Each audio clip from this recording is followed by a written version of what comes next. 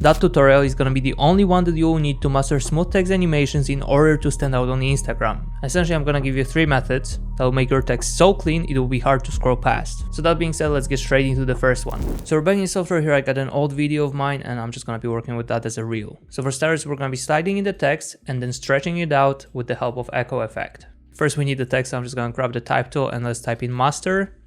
I'm gonna recenter. And then what you want to do is hit P on the keyboard, create a keyframe for position, and just push it forward to around 1 second. Or maybe try to stick within 1 second. So around this time should be fine. Then I'm going to go back again and I'll drag the text lower. Okay, now I'm going to select both keyframes, hit F9, go to the graph editor, and here what you want to do is basically create a peak on the left. Also you need to drag the other yellow dot to the left, and you should have something like that. Alright, so now I'm going to go back. And we need to fade it in. So in order to do so, I'm going to hold Shift click T and I'll create a keyframe for opacity and I'll go back and change it to 0%. To make it even smoother, we can actually hit F9 for these keyframes. And now we need to turn on the motion blur and we're ready to add the effect. So I'm going to select the layer, add echo. And here we need to change some settings. So what you need to do with echo time, you need to add 1 0 in front of the 3 and then change 3 into 6. I'll show you the number in a second. So I'll select it. Add 1 more 0 over here and then change 3 into 6. So here we got the full number how it looks, minus 0.00633. Then we need to change one more value, which is the number of echoes. So I'm just going to change it to 10 and just check it out. So we already got the stretching movement, which is extremely cool. Right, so now make sure to select the layer, hit Ctrl D, we'll hit P on the keyboard. And now this is important, have the playback on one of the keyframes. So now I'm going to select both. And I'll drag it lower and then let's just change the text. And what we need to do is just play around with the scale. We kind of want to fit in towards below our master word. I'm going to hit P and let's just adjust it a bit. Then I'm going to duplicate that text, hit P again, and I will select these keyframes this time and drag it to the right. Alright, we could probably just bump up the scale a bit. Then I'm going to adjust the position again. Alright, so that's what you should have, and now we need to shift the layers in order to have it go one by one. So what I'm gonna do is go to the beginning, and I'll just select these two and drag them forward by 2 frames. Now I'll drag the last one by 2 frames as well. Let's see.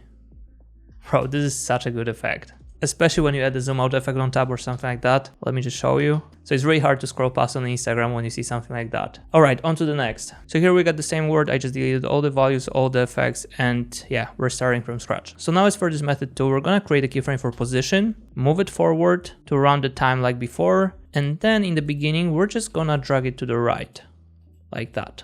Then we're gonna select both keyframes, hit F9, go to the graph editor, and use pretty much the same graph as before. Okay, we kind of want to make it more snappy, like that.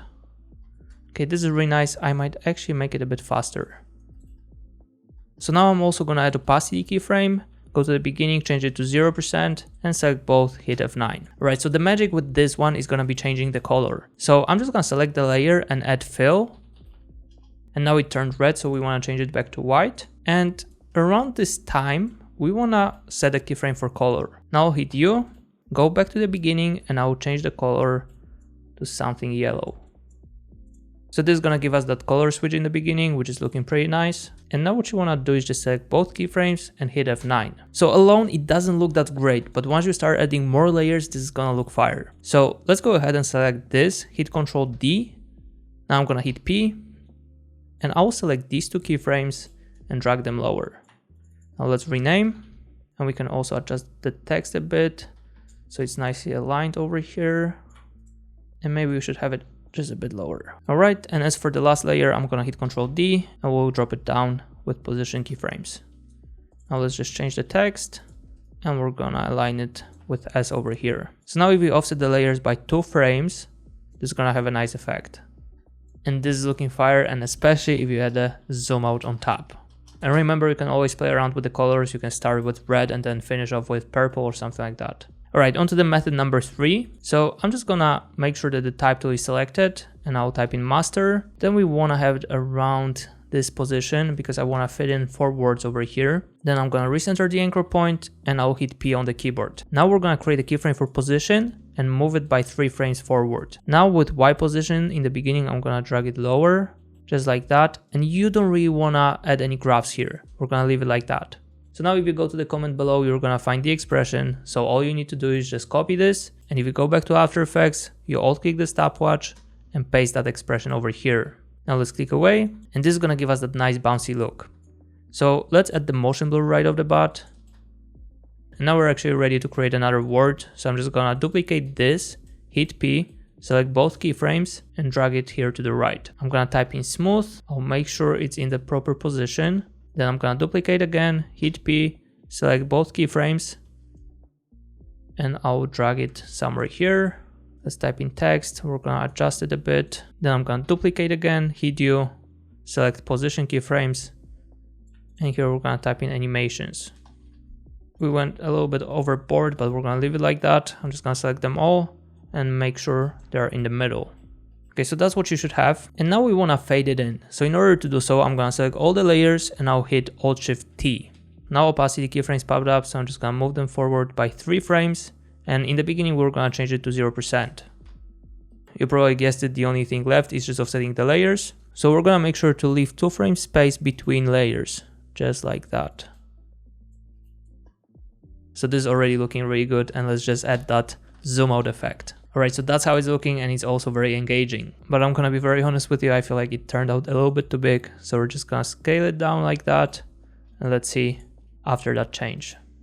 Yeah, this is really good. And by the way, if you didn't know, I got motion boost on my store, which is basically a combination of shakes and text animations, and they are ready. So essentially you just need to add the preset to the text. So let me just show you one of them. So I'm gonna add MB, maybe wobble. So this is a pretty cool one. Then we got some others. Oh, that's the one I really like, smooth up. Let me just show you one more. We're gonna go for the overload. So that's pretty much it. You just add it to the text and you got a ready animation, which is saving a lot of time. So if you're interested, you can go to the description below. And that being said, we're gonna wrap it up here and I will see you in the next one. Cheers, guys. And by the way, check out the video on the screen.